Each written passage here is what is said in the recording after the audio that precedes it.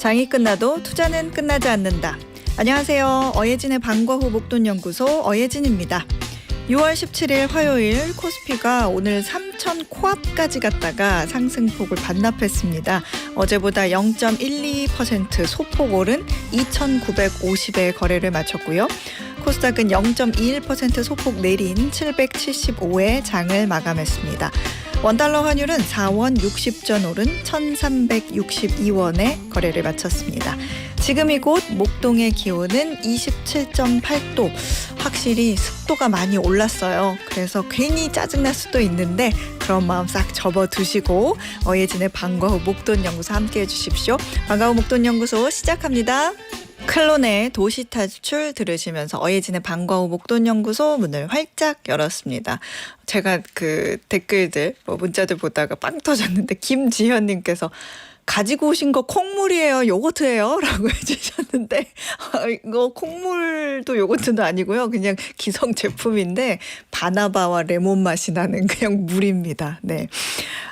유튜브로 글 남겨주셨어요. 권영조님께서 반갑습니다, 소장님. 방송 구독하고 와 팟캐스트로도 다시 듣기도 합니다. 이야, 여기 대구는 30도입니다. 아이고, 대구 정말 덥네요. 맞아요. 데프리카라고도 하잖아요. 와, 팟캐스트로까지? 팟캐스트가 요즘에 점점 구독자가 늘고 있어요, 여러분. 때때로 이동하실 때 자주 들어주시면 감사하겠습니다. 자, 월요일부터 금요일까지 오후 4시에 문 여는 SBS 라디오 어예진의 방과 후 목돈연구소고요. 무료로 SBS 라디오 들을 수 있는 어플 고릴라, 그리고 유튜브 채널 시교라로 함께 하실 수 있습니다. 소통 원하시는 분들은 단문 50원, 장문 100원의 유료 문자 샵 1035, 무료 어플 고릴라로 문자 보내주세요. 소개도 해드리고 추첨해서 커피 쿠폰 보내드리겠습니다. 오늘은 한 가지 경제 현상을 제대로 파보는 분석 천재 나건웅, 그리고 그때 그 시절 뉴스로 경제 이모저모를 배우는 라떼 뉴스로 채워집니다. 자, 어예진이 직접 고른 꼭 알아야 할 뉴스 어뉴스, 오늘도 배달 왔습니다.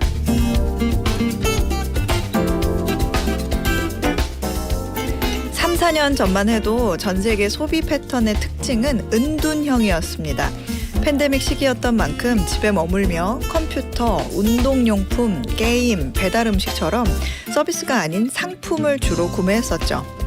지금은 전 세계적으로 외식과 여행, 문화생활 같은 서비스 지출이 다시 크게 늘면서 팬데믹 이전 수준을 회복하고 있습니다. 미국은 2023년 이후 대중교통 지출이 20% 이상 늘었고 비즈니스 클래스 항공권이나 럭셔리 호텔 같은 프리미엄 서비스를 이용하려는 수요도 꾸준히 늘고 있습니다.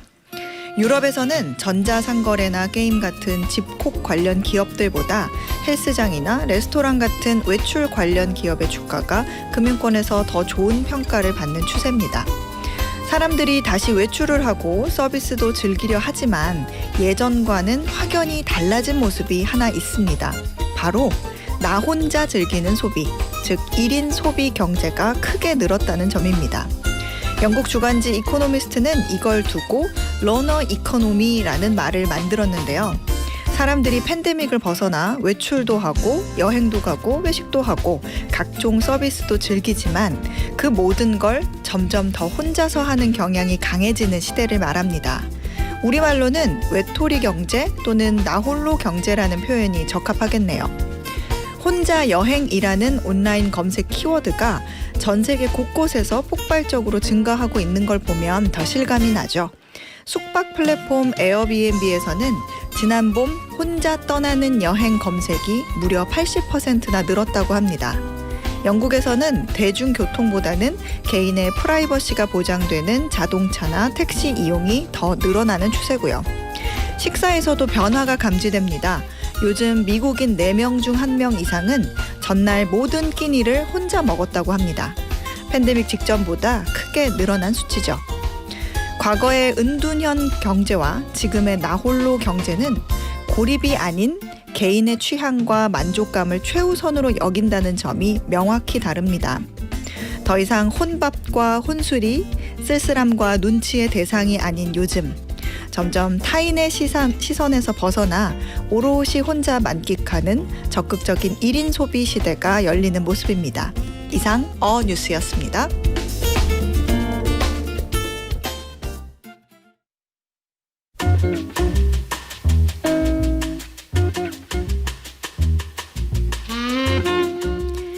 가지 경제 현상을 제대로 파보는 분석 천재 나건웅. 오늘도 매경 이코노미의 나건웅 기자 스튜디오에 나왔어요. 어서 오세요. 네, 안녕하세요. 네, 오늘 분석해 주실 이슈는 뭔가요? 네, 오늘은 살짝 우울한 얘기일 수도 있겠습니다.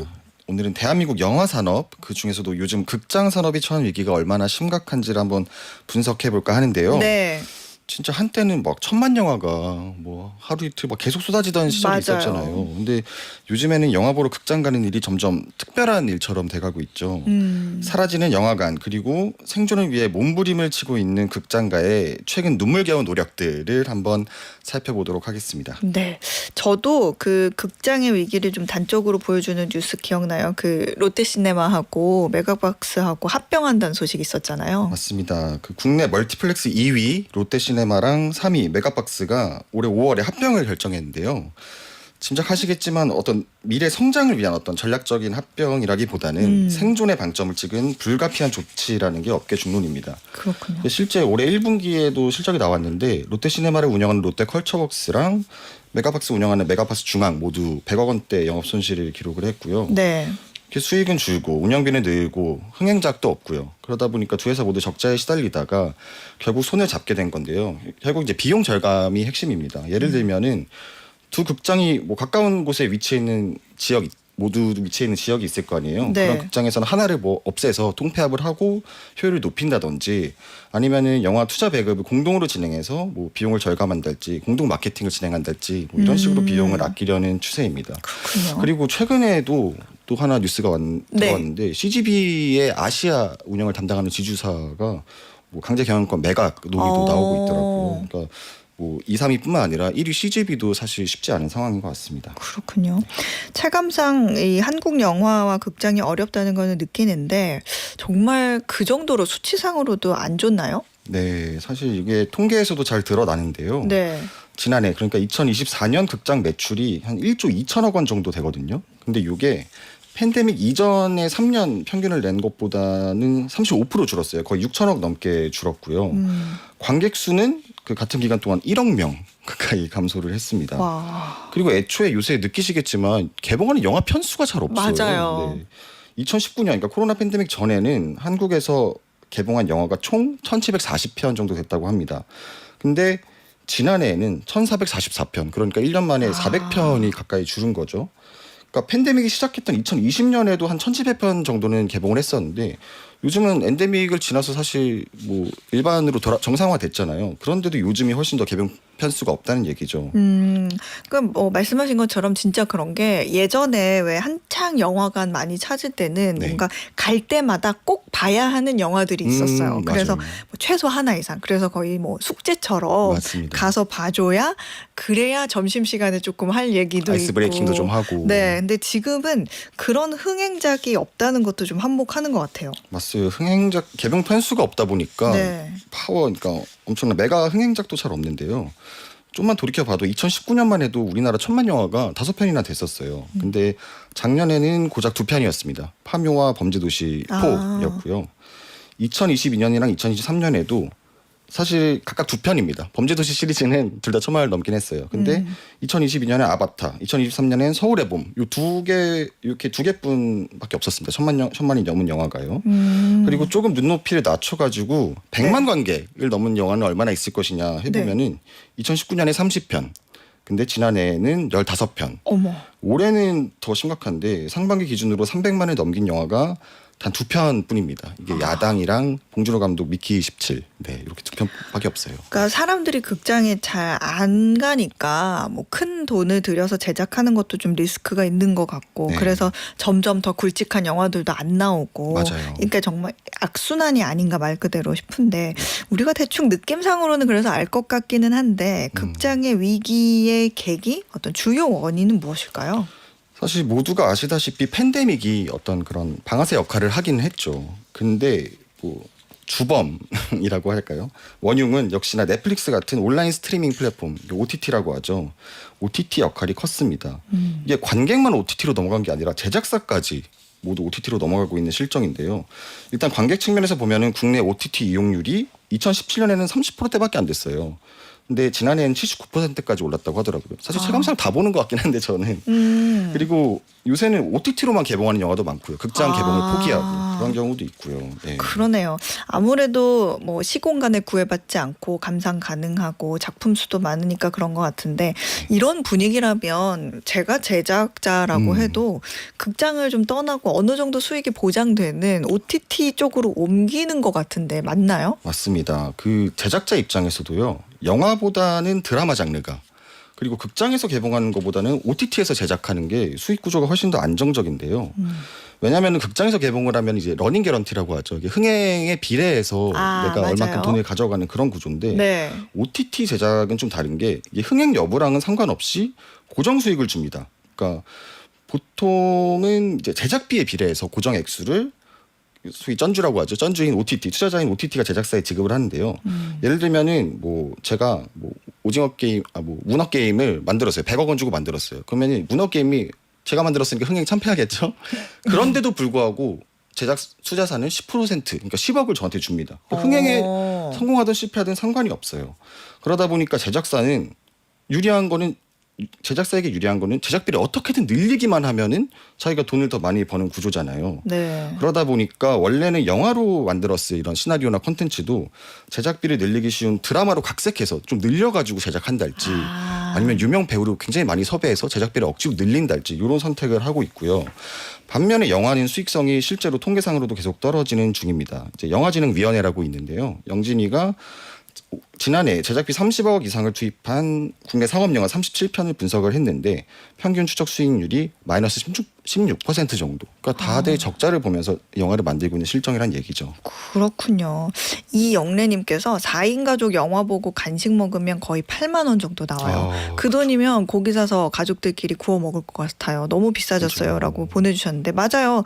그러니까 상황이 그렇다고는 하지만 이 소비자 입장에서 봤을 때는 극장 티켓값 부담이 더 커진 건 사실이거든요. 맞아요. 이게 티켓값도 실제로 많이 올랐는데요. 네. 2018년에 국내 영화 티켓값이 평균 8,100원 정도였습니다. 근데 2023년에 12,000원대까지 올랐고요. 이건 평균으로 따진 거고 우리가 보통 가는 CGV, 롯데시네마, 메가박스면 멀티플렉스는 다 아시겠지만 15,000원까지 올랐죠. 근데 얘네들 그 극장 입장에서도 어쩔 수 없는 게 이게 수익이 악화되다 보니까 티켓값을 올린 거고 그러니까 아까 그 시청자분께서 말씀하셨듯이 이러면 너무 비싸니까 특별한 날에만 가자. 극장은 기념일이나 뭐 생일이나 이런 때만 가자. 그러다 보니까 기념일에 어울릴 만한 작품들만 보러 가는 거예요. 뭐 거대한 블록버스터랄지 아니면 검증된 작품이랄지. 그러니까 돈 내고 봐도 안 아까운 이런 작품만 골라서 가다 보니까 극장을 찾는 빈도 자체가 줄어들게 됐고요. 아까 소장님께서도 그 우리나라 극장이 악순환에 빠졌다 이렇게 말씀을 하셨는데 네. 이런 거죠. 티켓값이 올랐고 그러다 보니까 관객들이 비싸니까 관객 수는 줄어들고 그러다 보면은 극장이나 영화 수익은 악화되고 그러다 보면은 검증된 영화만 제작하고 투자하고 개봉을 하고 이렇게 되면은 콘텐츠 자체가 다양성이 떨어지게 되잖아요. 그러네요. 그러면은 관객 입장에서 볼 영화 또 없네. 그러면 또 안 가. 이러면 또 관객 수 감소되고 그럼 수익 악화되고 또 티켓값 올리고 이런 악순환이 반복되고 있다는 겁니다. 그러네요. 이런 악순환 고리가 계속되면 극장 산업이 정말 위기겠는데요? 맞습니다. 실제 극장보다 자기 위기를 더 체감하고 있는 곳은 없겠죠. 그래서 업계도 여러 가지 생존책을 고민을 하고 있는데요. 그중 요새 제가 보는 것 중에 하나가 경험을 이제 판매한다. 영화만 판매하는 게 아니라 극장이 경험을 판매하는 식으로 사업을 좀 다각화하고 있어요. 이게 영화만으로는 한계가 있다고 판단을 하고 나서 이제는 공연이나 스포츠 경기나 아니면은 팬덤이 이제 집결되는 이런 콘텐츠를 상영함으로써 이제 수익 다각화를 시도 중인데요. 그러니까 예를 들면은 공연 같은 경우는 아니면 스포츠 경기 같은 경우는 같이 이제 극장에서 모여서 응원하고 떠들고 이런 분위기가 있잖아요. 이런 게 재미다 보니까 이런 거는 OTT에서는 할 수 없는 거잖아요. 그러니까 극장에서 유일하게 제공해 줄 수 있는 그런 차별점이다 보니까 이런 식으로 사업을 다가가고 있습니다. 그 외에 저번에도 소개팅 얘기해 주시면서 네, 극장에서 무비 플러팅이라고 하셨나요? 맞아요. 그러니까 영화 같이 보고 공감대 형성한 다음에 네. 이렇게 로테이션 소개팅 한다고 해주셨잖아요. 그걸 기억해 주시다니. 네. 너무 재밌었잖아요. 감사합니다. 네. 그래서 그것도 어떻게 보면 수익 다각화 전략의 하나겠네요. 네, 정확합니다. 진짜. 또 뭐가 있어요? 그래서 아까 말씀드렸듯이 다들 보신 청취자분들께서도 보신 적도 있을 거예요. 임영웅 콘서트 실황. 그다음 뭐 아이유 콘서트 중계 뭐 이런 공연 영화들이 대표적인데요. 이게 티켓 값은 상대적으로 비쌉니다. 그러니까 우리가 평일에 가면 15,000원 정도 하잖아요. 임영웅 콘서트나 아이유 콘서트는 25,000원 정도 합니다. 근데 그럼에도 불구하고 내가 좋아하는 임영웅, 내가 좋아하는 아이유니까 열성 팬분들이 뭐 돈이 전혀 아깝지 않은 거죠. 그러다 보니까 극장 입장에서는 수익성이 좋다 보니까 이런 콘텐츠들을 계속 늘리기도 하고요. 아예 이런 팬들이 우리 극장 이번에 그 콘서트 영화 하지 우리가 아예 통째로 빌릴게 이런 대관 요청을 하기도 하고요. 그리고 극장 입장에서 또 좋은 게 아티스트 굿즈를 조달합니다. 그래서 공연이 끝나면 앞에서 팔아요. 그럼 그걸로 매출 부수입을 또 노릴 수가 있거든요. 그렇게. 그런 식으로 수익을 좀 올리고자 하는 노력들이 계속되고 있습니다. 확실히 그 영화관 같은 큰 스크린에서 무엇보다 이렇게 사운드가 쩌렁쩌렁하게 그런 네. 서라운드로 들려오면 몰입감이 확실히 다르기는 해요. 그렇죠. 그래서 뭐 콘서트 실황 같은 것도 볼만 할 것 같아요. 그렇죠. 그리고 내 가수가 정말 내가 좋아하는 가수가 거대한 얼굴에 이렇게 나오잖아요. 네. 근데 실제 콘서트에서는 그 정도 크게는 못 보잖아요. 그렇죠. 그런 게 좀 차별점인 것 같아요. 이게 어떻게 보면은 그 수익적인 측면에서 효과가 있나요? 네, 실제로 효과가 있는데요.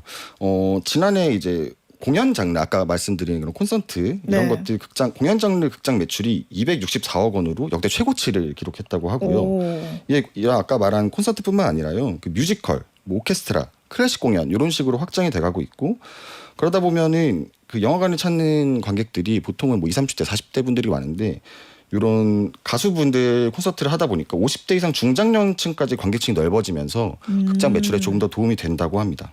저 안 그래도 그 박스 오피스를 쭉 봤는데 박스 오피스에서 굉장히 인상적이었던 게 쭉 내려보니까 일본 애니메이션들이 정말 많더라고요. 근데 정말 신기할 정도로. 10위권 내에 꽤 포진해 있는 걸로 저도 알고 있어요. 근데 이거는 뭔가 이유가 있어요? 그러니까 그 말씀하셨듯이 뭐 귀멸의 칼날이랄지 진격의 거인 이렇게 요새 상영하는 것들 이런 컬트 일본 컬트 애니메이션들이 굉장히 흥행을 하고 있는데 네. 이것도 마찬가지입니다. 팬덤이 명확해가지고 가수들 좋아하는 팬처럼 애니메이션을 좋아하는 또 팬덤이 있거든요. 이런 분들을 극장으로 모시면서 빈 상영관 활용도를 높이고 그리고 이거는 독점 상영이 많아요. 이거는 CGV에서만, 이거는 롯데시네마에서만 이렇게 하는 경우가 많아서 충성 관객을 잡는 전략으로 활용되고 있습니다. 그렇군요.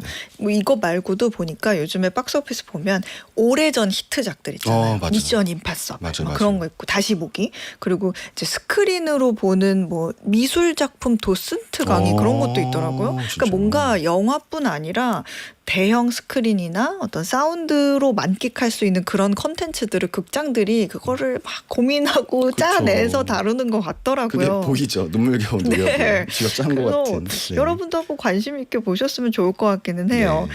그러니까 우리가 보통 이렇게 영화 산업이라고도 얘기를 하잖아요. 네. 그래서 그만큼 업계 자구책 외에도 정책적으로도 좀 극장을 살리기 위해서 필요한 건 없을까요? 맞습니다. 이게 극장에서도 스스로도 노력을 하지만 네. 그런 뭐 업계 관계자나 전문가들은 정부의 좀 적극적인 지원이 필요하지 않냐. 왜냐하면은 영화를 단순히 이런 뭐 사업이나 콘텐츠가 아니라 문화 안보 자산이다 이거는. 왜냐하면은 영화 산업이 어떻게 보면 기간 산업 같은 역할을 하거든요. 영화에서 노출되는 게 한국 영화에서 노출되는 게 K-푸드, K-컨텐츠, K-뷰티, K-패션 이런 한국의 수출 산업들의 광고판 역할을 하거든요. 흥행만 잘 된다면요. 네. 그렇기 때문에 여러 가지 지원이 필요하고 예전에도 일본, 홍콩도 영화 산업이 침체한 적이 있었는데 이들은 이제 배급 경로를 다변화한다 했지 소극장 지원을 한다 했지 아니면 독립 영화나 다양성 영화를 좀 늘리는 방향으로 이렇게 지원을 하면서 조금 이제 부활한 회복을 한 이런 사례도 있어요. 그래서 콘텐츠 다양성을 좀 늘려줘야 관객층이 넓어지지 않냐. 그러면서 독립 영화, 다양성 영화 지원을 좀 늘려야 한다. 이런 얘기가 나오고 있고요.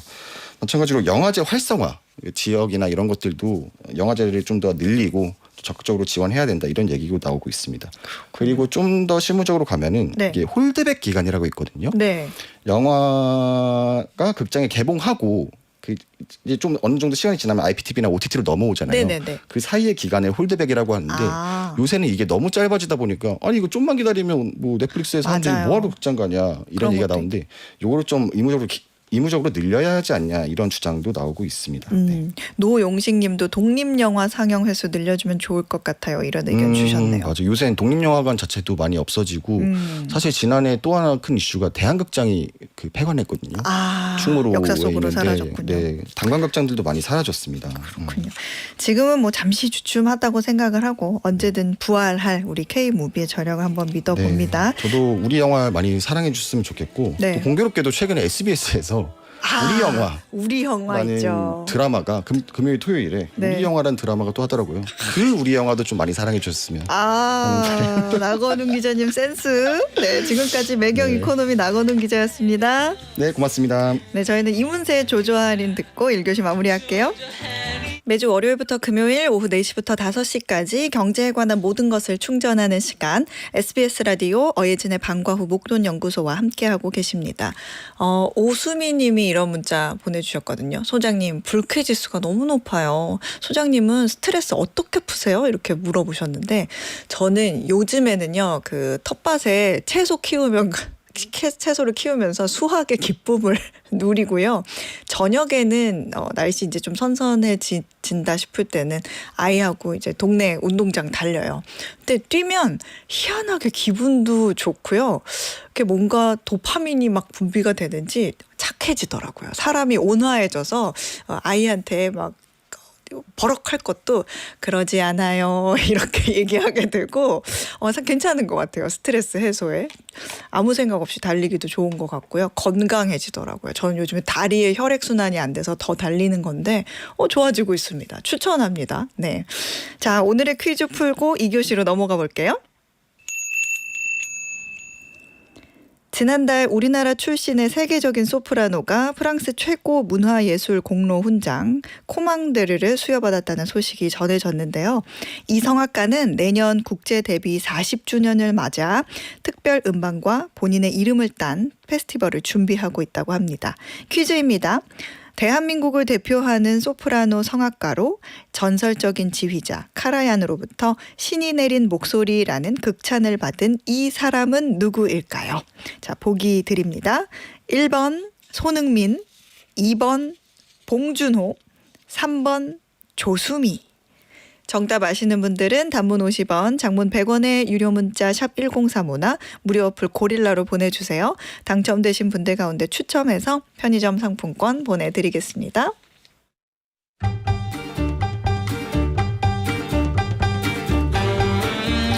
타임머신을 타고 그때 그 시절 뉴스를 다시 읽어보고 경제 이모저모를 배우는 라떼 뉴스. 오늘도 한국경제신문 임현우 기자 나왔어요. 어서 오세요. 네, 안녕하세요. 네, 오늘은 우리 몇 년 전 뉴스를 한번 읽어볼까요? 네, 22년 전으로 가보겠습니다. 2003년 2월 4일 국민일보 기사고요. 제목은 로또 중독, 일손 놓은 사회입니다.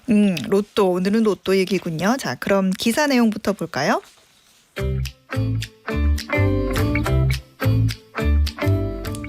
로또 복권 열풍이 전국에 몰아치고 있습니다. 이번 주 토요일 추첨에서 1등 당첨금이 800억 원을 훌쩍 넘을 것으로 예상되고 사실상 마지막 대박 기회라는 인식이 퍼지면서 전국의 복권 판매점은 장사진을 이뤘습니다.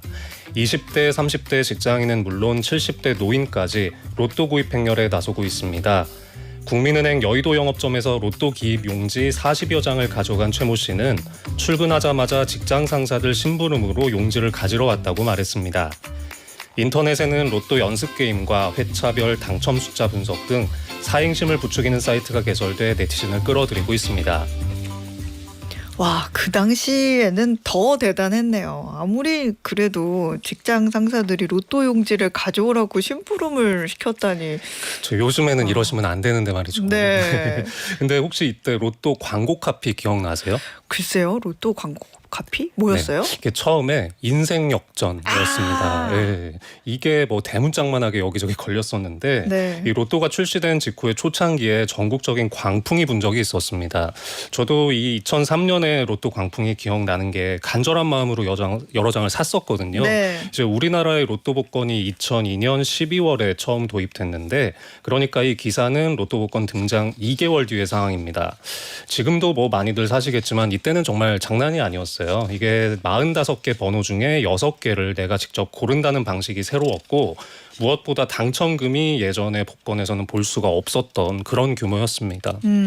아니 아까 기사 내용을 보니까 1등 당첨금으로 800억 원 넘는 돈이 걸렸다던데 이러면 진짜 말 그대로 인생 역전할 수 있는 금액이네요. 그렇죠. 지금은 그게 안 되는데 초창기에는 당첨자가 없으면 그 돈이 무제한으로 2월이 됐습니다. 이래서 이제 1등 당첨금이 835억 원까지 불어났었고요. 아직도 깨지지 않고 있는 최고 기록입니다. 이 당시에는 로또 추천 방송을 SBS에서 했거든요. 저도 이제 토요일 밤마다 두근거리는 마음으로 6번 채널 돌렸던 기억들 좀 갖고 있습니다. 네. 그렇군요. 저도 오늘 우연인지 모르겠는데 로또 이렇게 있었어요. 지갑 속에. 저번에 5천 원이 당첨이 돼가지고 다시 받았더니 방금 이거 해서 우리 당첨되면 대박 아니에요? 했는데 네. 낙첨됐습니다. 예, 여러분. 열심히 일을 하시는 걸로. 예. 그렇습니다. 이게 대학생 때부터 노인까지 정말 로또 구입 행렬이 쫙 늘어섰다고 하는데 이 열기가 어느 정도였어요? 네, 이 시기에 로또에 얽힌 진풍경을 스케치한 기사들이 많이 남아 있는데요. 1등 당첨자를 배출한 이력이 있는 소위 로또 명당이라고 하는 곳에선 지방에서 기차 타고 올라오신 분들이 몰려서 와. 500명이 줄을 섰다 이런 장면도 있고 2003년 초면 카드 대란이 본격적으로 터지기 전이거든요. 이제 현금 서비스를 받아서 로또에 털어 넣었다는 참 간 큰 직장인도 있었고 이 산청에 사는 60대 할머니께서 읍내로 십리길을 걸어가서 로또를 사셨달지 서울역 앞에서 구걸을 하던 노숙자들이 현금을 로또에 털어 넣었다 이런 얘기들도 나옵니다. 그렇군요. 이게 사실은 소액으로 조금 재밌게 삼아서 즐기라고 만든 게 복권이긴 한데 이 정도면은 거의 뭐 복권 중독에 가까운 건 아닌지 모르겠어요. 그렇죠. 사실 비정상이죠. 아무래도 이제 외환위기 이후에 양극화가 심화되고 이런 시기에 좀 박탈감을 느끼는 분들이 많아졌던 영향 아닌가 싶기도 합니다. 이 사상 최고라는 835억 원의 1등 당첨금 이 토요일에 당첨자 나왔어요? 나오긴 했는데요. 네. 허무한 결과가 나왔습니다. 왜요? 1등이 13명이 나왔어요. 아이고. 그래서 고루 나눠 갖게 되니까 1인당 당첨금이 64억 3천만 원이었습니다. 그게 그래도 큰 돈인데 네. 그래도 835억 원을 생각을 했다면 조금 실망은 컸을 것 같아요. 이게 허탈감 단계를 넘어서요. 네. 분노 여론이 들끓었어요. 이게 로또 오. 불매운동하자부터 정부가 추천기계 조작했다 이런 주장도 나왔고 아. 이 사실 이런 음모론은 지금도 믿는 분들이 계시죠. 뭐 현장 공개까지 해도 좀 못 믿겠다는 분들 계신데 네. 좀 기왕 살 거면 그래도 믿고 사시는 게 이게 복권이라는 게 어떻게 보면 나라가 허용한 합법적인 도박이라고도 할 수 있잖아요. 네. 근데 오래전부터 이 국가가 추진하려는 사업의 어떤 재원을 마련하기 위한 수단으로도 많이 사용이 됐죠. 저도 이거 낙첨이 되고 나니까 그 네. 멘트에 40%는 기부에 쓰겠다 이렇게 뜨더라고요. 그렇죠. 이 우리나라에서 팔리는 모든 복권이 기획재정부 산하의 복권위원회가 총괄해서 관리하고 있습니다. 이 정부 입장에서 복권이 조용히 돈 잘 벌어오는 효자입니다. 이게 세금을 내라 그러면 아무리 금액이 적어도 다들 싫어하시잖아요. 네. 근데 복권은 강제로 파는 게 아닌데도 알아서들 사가시죠. 이 조세 저항이라는 게 없이 공공 재원을 조달하기에 용이하고 그래서 좀 복권을 발행했던 사례가 많았습니다. 그렇군요.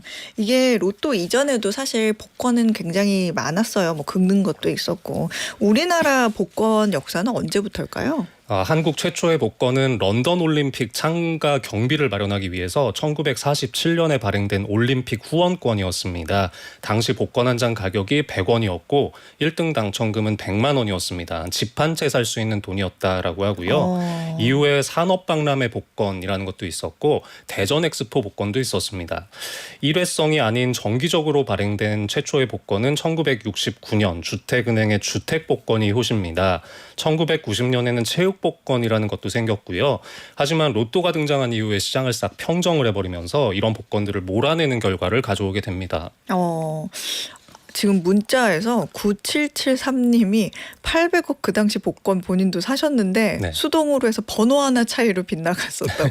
최규영님은 835억 당첨 때 4등 되셨다고. 근데 5만 원도 안 됐었다.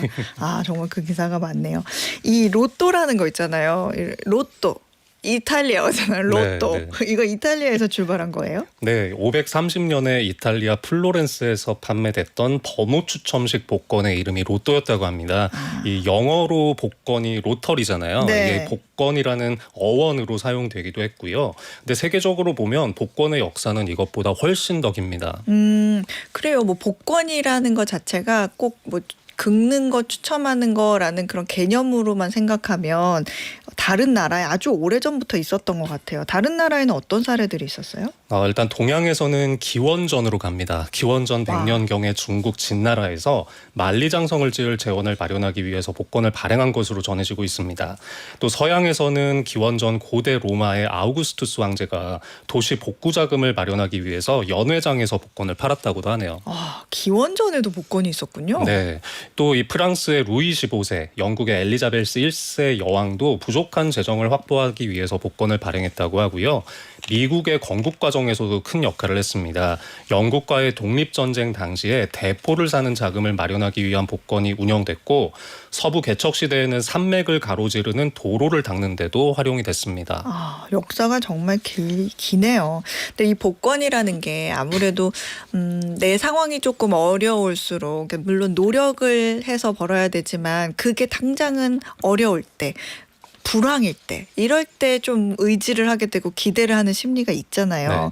근데 지금 또 아무래도 상황이 또 그렇다 보니까 최근 복권 판매액 추이가 어때요? 이게 판매액이 매년 최고 기록을 갈아치우고 있습니다. 작년에 우리나라에서 취급하는 복권 5종의 판매 금액이 7조 3,349억 원을 기록했습니다. 2020년에 5조 원, 2022년에 6조 원을 돌파했고요. 작년에는 7조 원을 넘어선 겁니다. 1년에 한 5천억 원꼴로 불어나고 있어서 한 내년 정도에는 8조 원 돌파할 수 있다. 이런 예상 나오고 있습니다. 복권 중에 가장 많이 팔리는 건 역시 로또인데요. 작년에 5조 9,562억 원, 그러니까 거의 6조 원어치가 팔렸습니다.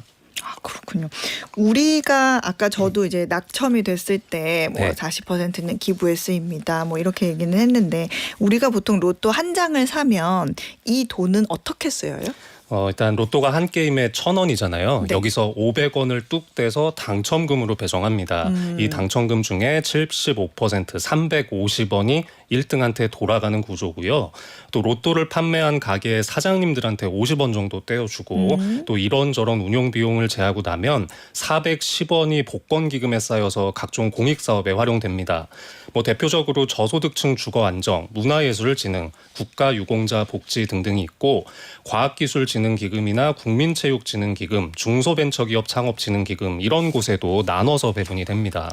그래가지고 이제 로또 매주 하시는 분이 그 돈을 모아서 다른 거 아주 좋은 데 썼겠다. 그거 모았으면 몇 천이겠다 했더니 나는 매주 기부를 하는 거야. 이렇게 얘기를 하는 사람도 애국을 하고 있었어요. 계시기도 하죠. 네. 여러 좋은 일에 쓰이지만 어쨌든 우리가 로또를 사는 이유는 이제 당첨금이잖아요. 근데 1등 당첨 확률이 뭐 그런 얘기도 들었어요. 쌀 한 가마니에서 색깔이 다른 그 쌀 하나 한 톨 찾는 거랑 똑같다. 이 당첨 확률이 벼락 맞을 확률보다 낮다고 하죠? 네, 맞습니다. 1등 확률이 814만 5,060분의 1입니다. 뭐 소위 벼락을 맞아서 사망할 확률보다 16배나 더 어렵다고 하는데요. 와. 뭐 저도 그렇습니다만 간혹 한 번 사면 1,000원만 사지는 않거든요. 네. 여러 장 사면 왠지 확률이 높아질 것 같은 왠지 모를 이런 느낌에 한 5,000원씩 사고 이러시는데 냉정하게 말하면 5장을 사면 확률이 814만 분의 5로 올라가는 거죠. 확률이 낮다는 사실은 뭐 그렇게 변하지는 않는 것 같습니다. 구매량을 아무리 늘려도 당첨 확률은 미미하게 증가할 수밖에 없다. 재미를 위해서 소액으로 좀 즐겨야지 과도한 구매는 하지 말아야겠다. 이렇게 또 이면우 기자님이 알려주시네요. 자, 그나저나 이 로또 역사상 한 사람이 가장 많은 1등 당첨금을 가져간 사례. 그러니까 1등 당첨금 제일 많이 타간 사람은 언제였어요? 2003년 4월인데요. 407억 원이었습니다. 딱 한 명이 당첨돼서 혼자 다 받아가셨는데 와. 이분이 강원도에 사시는 경찰관이었대요. 세금을 제외하고 실수령액으로 317억 원을 받았습니다. 지금 이분의 근황을 알 수 있나요?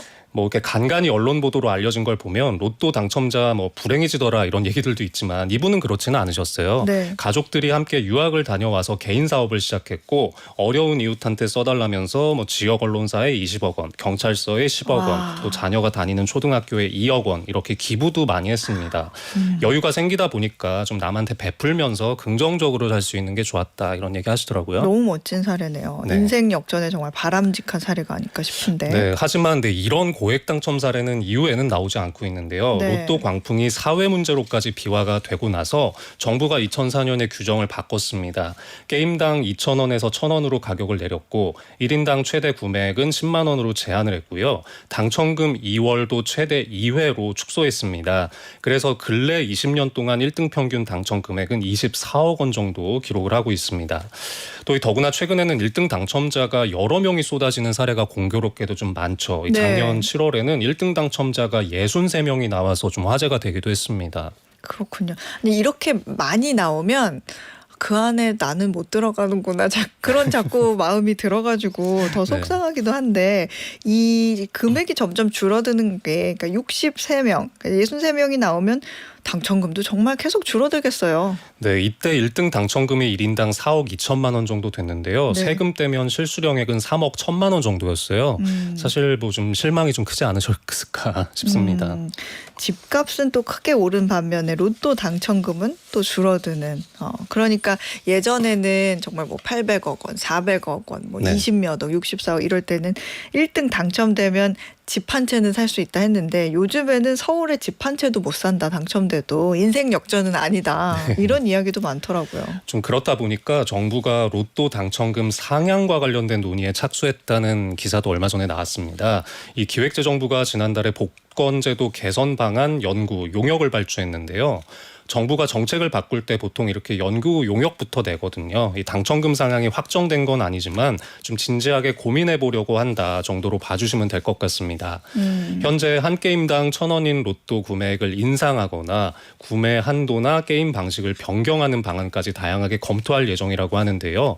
이 만약에 연구 결과가 긍정적으로 나올 경우엔 판매액을 늘려서 당첨금을 올리는 방향으로 제도가 좀 손질될 가능성도 있어 보입니다. 물가 집값 상승 감안하면 당첨금 올릴 수 있다는 생각이 들긴 하는데 로또 열풍이 또 다시 일어나지 않을까 걱정도 좀 드네요. 그렇죠. 근데 저는 좀 이런 생각도 드는 게 로또를 매주 사시는 분들 네. 좀 이걸 저축을 하시면 생각보다 많은 돈 모으실 수 있거든요. 매주 5,000원을 저금하면 1년이면 26만 원이고 매주 10,000원 저금하면 52만 원이 됩니다. 뭐 큰 금액일 수도 있고 아닐 수도 있겠지만 요즘에는 이제 소액의 종잣돈으로도 시작할 수 있는 투자처가 워낙 다양해졌기 때문에 좀 경제 공부 삼아서 투자해 보시는 것 어떨까 하는 제안도 저는 좀 드려보고 싶은데요. 좀 잃어도 되는 돈이다 생각하신다면 좀 경제 뉴스에 많이 나오긴 하는데 내가 리스크가 겁이 나서 못 들어가 봤던 이런 자산들도 좀 해보시는 겁니다.